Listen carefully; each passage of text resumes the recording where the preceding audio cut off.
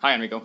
How are you Hi. today? Great, fantastic. Great, fantastic. So, like I was just saying, I just got my first email from Barry in a while, and what I've asked him is because we're doing our middle school tests this week. Well, I'm reviewing for middle school tests. That'll be next week. Yeah. Is can I switch around week 5 and week 6? Because week 6 is about testing students and the different ways that you test them. Yeah. And week 5 is more of a lesson-based one. So he said that should be okay. So next week I'm going to be hitting standards of week 6. Okay. This week I've just done one lesson for that was yesterday for standard 4. And as we discussed in the last video, it's a Batman PPT game that's trying to hit these standards. So I felt that it didn't go particularly well, I'm not going to lie. It was 7H and there was a bit of immaturity in the classroom. I expected a lot more maturity from them before their tests, but a lot of students decided that this was time to mess around. And you might be able to see that on some of the videos. The other problem I have with the 7H classes is a lot of students who are very, very silent. Okay. Very, very silent. Will not say a word to you. So I tried to call them out and get them more involved in the group work because they were in 3 different teams.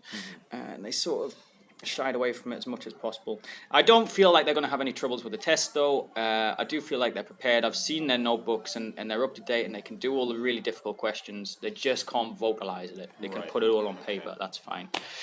So that's something that I'll have to work on with a few students in the future. I'll keep an eye on them and try and get them to be able to explain themselves more orally than written. But as I was talking to Shane, who's their English teacher, for a few of them, it's extremely difficult to get them to say anything in the classroom or anything even outside of the classroom in the hallways, especially at that 12, 13 age. They're very, very shy. Well, we'll say if they can, if they can write it down, that's obviously a big thing. Something I've done with English classes in the past, when I was an English teacher with shy kids, because I gave them a writing assignment every week, just a short thing, and I made a habit of kind of selecting 3 or 4 or 5, not necessarily perfect ones, but ones that they did something right or they wrote something well. And I would share these with the class. I'd print a copy and just share it with the rest of the class.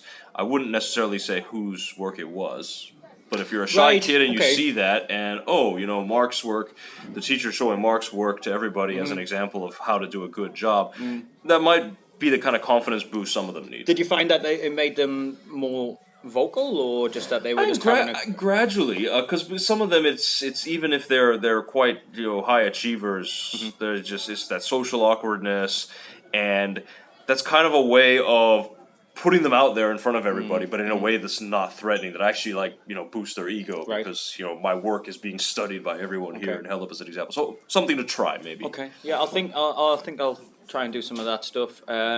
Maybe when they do their tests and if they've got some good essay questions, that would be a perfect opportunity. Yeah, and maybe I can come up with some sort of display as well that I can put things up for them. I haven't done any displays in a while, so that might be a good idea. So let's go through these standards, see how I hit them. Effectively use multiple representations and explanations to help students learn at high levels. I think with the Batman game, there's many different pictures and representations of questions and things like that they can work through. So I feel like I hit that, at least at a proficient standard. Build on students' prior knowledge, as I've said before. this is a review task, so these students have had that knowledge imparted to them for the last 2 months, 3 months now. And clearly link the students' prior knowledge and experience content is taught. One thing I didn't do is any individual work here. So I think, again, proficient would be okay. It was mostly group work, though I did call on some students on an individual basis to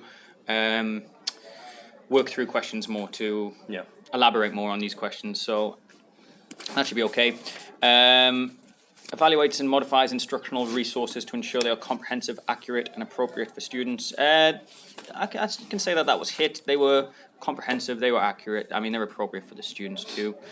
Of course, as we're doing reviews, and if students had misconceptions, I elaborated on those misconceptions and told them what they should be thinking. Technology for instruction. It's a Batman PPT. It's one of the most interactive games I've got. They love it, One big issue I did have with it, though, is the volume on the PPT, because the HDMI cable didn't work for half the lesson. And for some reason, I tapped my computer and it just worked. Those things happen. Yeah. I did check the TV beforehand, and I'd noticed it was working. But you know, you got to move your computer around sometimes just to get that HDMI cable. Yeah, sure. I mean, those things Had can't the be same helped. issue. Yeah. Multiple opportunities for students to master academic language in the content area. A lot of academic language in those PPTs, and that's part of what the test is about. So I feel like I did hit the standards with it, though the lesson was not the best. Simply because I kind of expect better from my 7Hs to not be so immature before tests. A lot of them were sort of asking questions that were completely off topic and shouting out silly things, and it frustrated me. I'm not going to lie. But I've had a word with a few of the students who did that after class and told them that this is the time they should be knuckling down and really what I expect of them. So I addressed that as best I could. And that was it. That was it for the week. I'm going to do the same thing again today with 6R1, 6A, 6R2, 6H, 7A, and 7R. And one of the things I hope to be able to do as well is for the 6H class is introduce the lesson to them and then have somebody from the class be the quizmaster.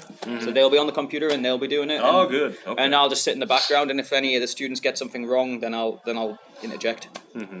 That's it. Okay. Fantastic. Just quick question, not necessarily related to these standards, but which classes do you have Aria helping you with? 6 ESL, 7 ESL. 7 ESL. Okay. All right. And she's fantastic, by the way. Okay. All right. I can't I sing her just praises enough. I wanted to maybe touch on later on maybe how we to best utilize her, because it is very difficult dealing with these students, obviously, who are at that foundational level of English. I find it fine. So, She's fantastic in the class. All she does for me is translate the things I say so that they understand what I'm saying.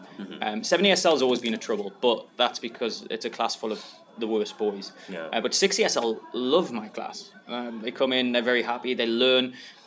Because they have that translation there, they understand all the content, and then they can link it to the English vocabulary I'm given.